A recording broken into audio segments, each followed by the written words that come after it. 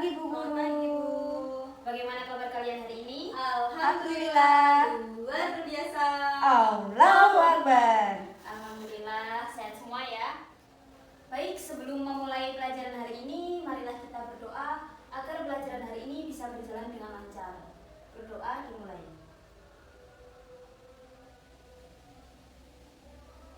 Selesai. Sebelumnya saya ibu absen dulu ya. Ya Bu. Olga Safiera, Hadir. Anita Firdaus, Hadiroh. Eka Wahyuningsih, Hadiro. Masuk semua ya. Ada yang sakit? Siapa yang sakit? Ada. Kemarin kita sudah membahas tentang sholat Jumat. Nah, lanjut ke materi selanjutnya yaitu sholat jamak dan sholat qashar.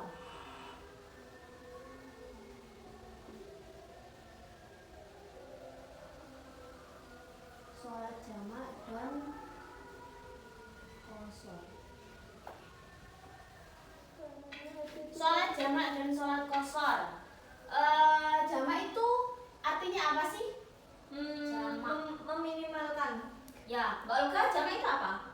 Menggabungkan. Ya, benar sekali. Mbak Olga kok diam saja ya? Mbak Olga ini loh Bu, males. Iya, sudah tahu. Mbak Olga saya sempit Bu. Jadi jamak itu artinya itu mengumpulkan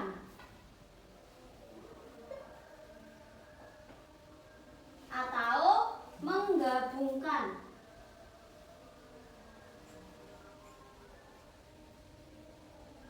Mengumpulkan atau menggabungkan. Apanya yang digabungkan? Sholatnya. Ya, sholatnya. Nah, sholat jamak ini merupakan salah satu rukhsah. Rukhsah itu apa? Yang Anu, rukhsah itu dimakfu. ya, Diringankan. rukhsah itu Keringanan. keringanan. Jadi sholat jamak itu merupakan rukhsah atau keringanan yang diberikan oleh Allah kepada hamba-hambanya. Gitu ya. Kemudian apa saja sholat yang bisa dijamak? Ayo, yang tahu saya kasih hadiah. Sholat yang boleh dijamak? Asar ke maghrib. Asar ke maghrib boleh dijamak? Oh, Boleh Bu. Boleh. Boleh. Yang boleh. Tidak semua sholat fardu itu boleh dijamak ya anak-anak. Nah, hanya sholat-sholat tertentu saja yang boleh, yang diperbolehkan untuk dijamak.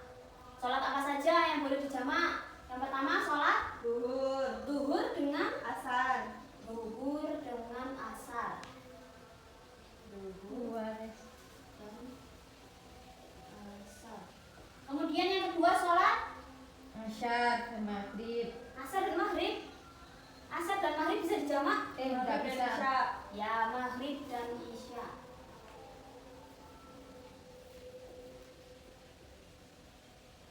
Dan isya.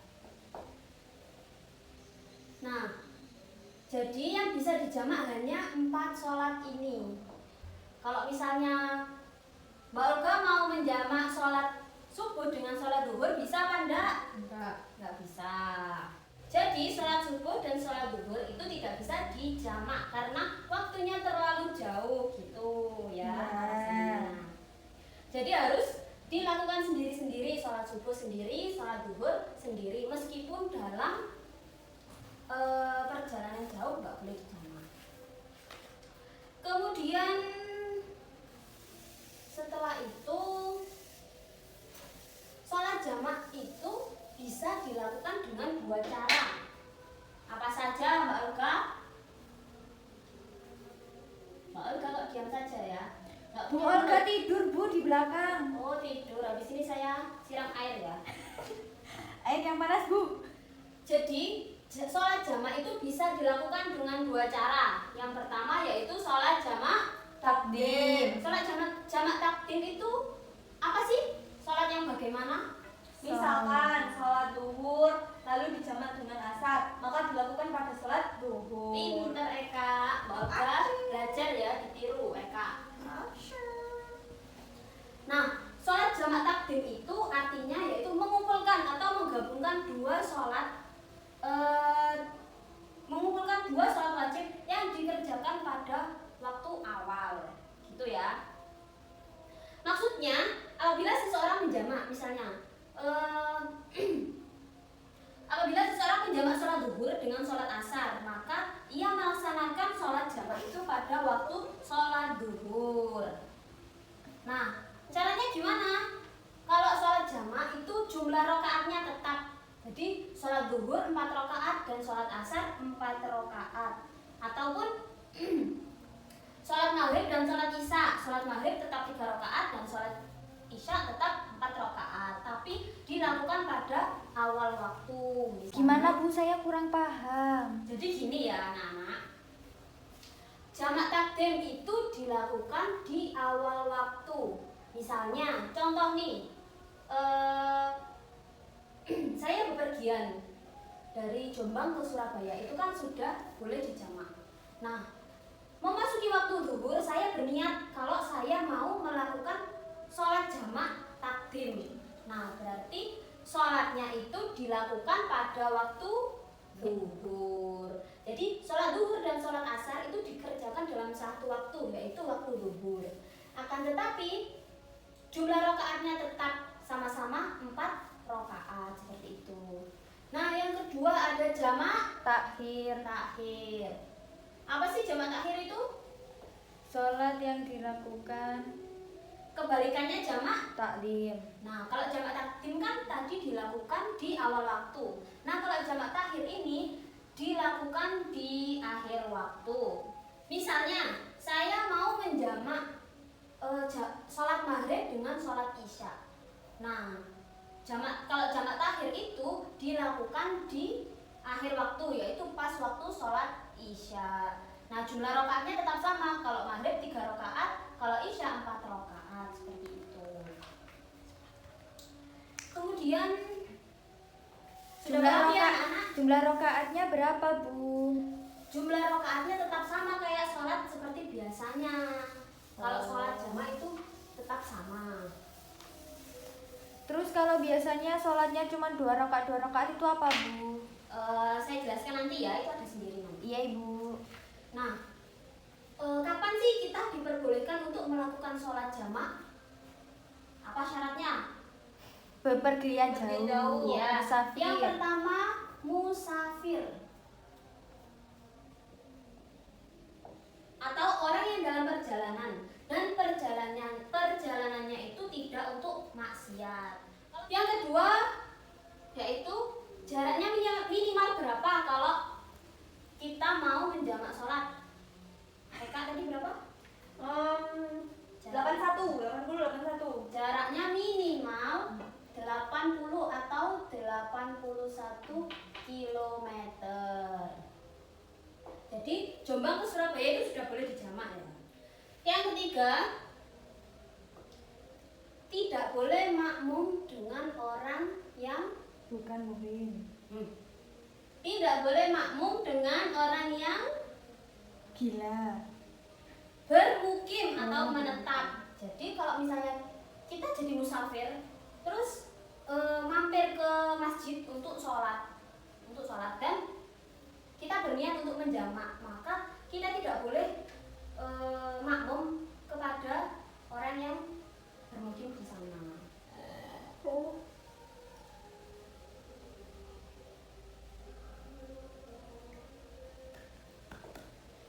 Yang keempat, dalam keadaan tertentu yang mendesak, contohnya apa? Sakit parah, kemudian Bu, kalau Hujan sampai nggak bisa lebat. jalan itu termasuk Hujan sakit lebat. parah. hujan lebat yang nggak berhenti-berhenti. Kalau misalnya kita kebeteng gitu ya, Iya Bu, kebeteng. kebeteng, nah terus nggak bisa pulang, nggak bisa kemana-mana, nah itu boleh dijamak sholatnya. Terus kemacetan tadi juga bisa dijamak. Yang kelima, yang terakhir yaitu berniat menjamak sholat. Jadi sebelum kita sholat, kita harus berniat untuk menjamak sholat terlebih dahulu. Misalnya sebelum waktu zuhur, maka saya berniat menjamak sholat zuhur dengan asar di waktu zuhur. Gitu. Sudah paham semuanya? Sudah, Bu. Ibu lanjutkan ya. Ya, Bu. Bu kok udah ngantuk ya? Sebentar, dikit lagi. Nah, kemudian tata cara sholat jamak takdim. Gimana, ayo? Tata caranya? Tata cara. Mbak Olga, Rame, Bu. jangan rame ya. Tata cara sholat jamak takdim yang pertama yaitu dilakukan dengan mendahulukan sholat fardu yang pertama dan diikuti dengan sholat fardu yang kedua. Jadinya yang dilakukan itu sholat yang pertama terlebih dahulu. Misalnya zuhur dengan asar, terus sholat zuhur dilakukan terlebih dahulu, kemudian sholat asar. Dan tidak boleh ada jeda. Misalnya berzikir terlebih dahulu, berdoa ataupun melakukan kegiatan apapun itu nggak boleh ya. Jadi harus langsung.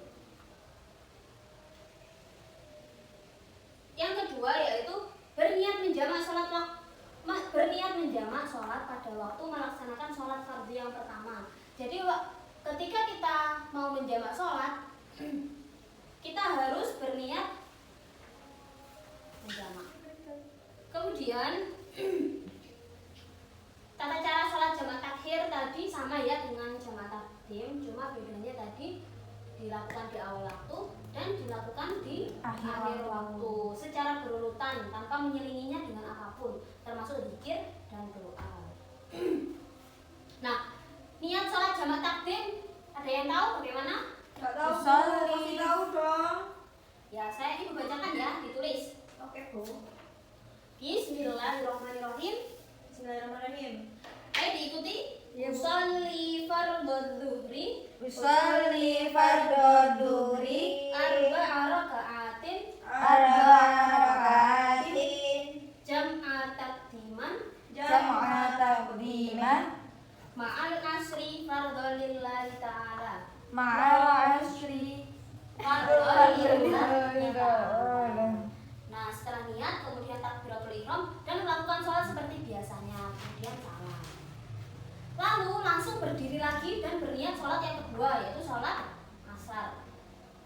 Niatnya yaitu Bismillahirrahmanirrahim. Usolli fardhul asri arba'a raka'atin jam'a takdiman ma'al dhuhri fardhu lillahi ta'ala. Kemudian takbiratul ihram dan sholat seperti biasanya kemudian salam.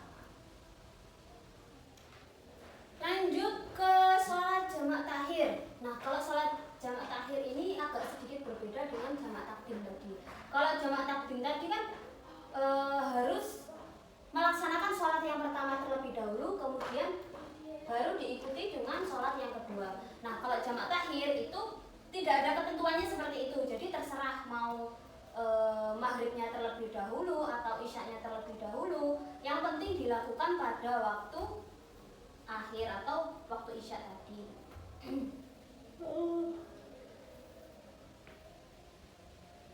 Jadi boleh memilih ya antara sholat yang pertama dulu atau sholat yang kedua dulu. Nah, niatnya sholat jamak takhir yaitu usolli fardhul maghribi thalatha raka'atin jamak takhiran ma'al isya'i fardhu lillahi ta'ala. Kemudian takbiratul ihram dan sholat seperti biasanya, kemudian salam dan berdiri lagi seperti itu. Sama seperti sholat jamak takdim tadi. Setelah sholat jamak, kita lanjut ke sholat qashar. Nah, apa sih sholat qashar itu? Nggak tahu, Apa Bu. sholat qashar? Jamaknya pada waktu akhir. Sholat qashar. Oh, sholat kosor. Nggak tahu, Bu. Nah, qashar itu artinya meringkas atau memendekkan. Jadi memendekkan atau meringkas jumlah rakaatnya. Jumlah rakaat sholat fardu menjadi setengahnya atau 2 rakaat. Ya sama seperti sholat jamak tadi, sholat qashar pun tidak semua sholat fardu itu boleh diqashar. Hanya beberapa sholat saja yang boleh diqashar. Seperti yang boleh diqashar itu yang jumlah rakaatnya ada 4. Jadi apa saja? Duhur, asar, sama isya. Jadi sholat subuh dan sholat maghrib tidak bisa diqashar. Kalau sholat subuh diqashar jadinya berapa tuh? Satu-satu, Bu. Iya, nggak bisa ya. Nah, syarat-syaratnya kita bisa bisa melakukan sholat qashar itu hampir sama seperti sholat jamak, yaitu musafir, kemudian jaraknya harus minimal 81 km dan memiliki niat untuk mengqashar sholat fardu seperti itu. Nah, cara mengerjakannya bagaimana? Cara mengerjakannya yaitu meringkas jumlah rakaat sholat fardu menjadi setengahnya saja. Misalnya sholat zuhur diqashar menjadi atau diringkas menjadi 2 rakaat. Sholat asar dan sholat isya bisa diringkas menjadi 2 rakaat. Nah, mengenai cara dan rukun sholat qashar itu sama dengan cara dan rukun-rukun sholat fardu ain. Yang membedakan hanyalah jumlah rakaatnya yang dipersingkat menjadi setengah. Setelah itu ada sholat jamak, kemudian sholat qashar, dan ada sholat jamak qashar. Nah, tadi kan jamak itu artinya menggabungkan atau apa tadi? Menggabungkan atau Meringkas. menggabungkan atau mengumpulkan. Mengumpulkan. Nah, kalau sholat qashar itu tadi meringkas. Kalau sholat jamak qashar digabungkan menjadi apa? Sholat jamak qashar berarti yaitu mengerjakan sholat fardu dengan menjamak dan mengqasharnya sekaligus, berarti digabungkan dan diringkas sekaligus. Nah, seperti itu ya. Misalnya, karena sedang menempuh perjalanan jauh atau musafir, seseorang bisa menjamak qashar sholat zuhur dan sholat asar. Nah, artinya orang tersebut mengerjakan sholat zuhur dan sholat asar pada satu waktu dan hanya 2 rakaat saja. Pembagiannya sholat jamak qashar ini hampir sama dengan sholat jamak dan sholat qashar, yaitu ada jamak qashar takdim dan ada jamak qashar takhir. Hampir sama ya, tata caranya juga hampir sama, cuma yang membedakan adalah niatnya. Baik, kira-kira dari sini ada yang ditanyakan? Tidak, Bu. Ya, materi selanjutnya akan Ibu jelaskan minggu depan ya. Ya, Bu. Karena waktunya sudah habis, saya akhiri terlebih dahulu. Sebelum kita akhiri, marilah kita membaca hamdalah bersama-sama. Alhamdulillahirabbil alamin. Semoga pelajaran hari ini bermanfaat. Amin. Kurang lebihnya mohon maaf. Cukup sekian. Wassalamualaikum warahmatullahi wabarakatuh. Waalaikumsalam warahmatullahi wabarakatuh.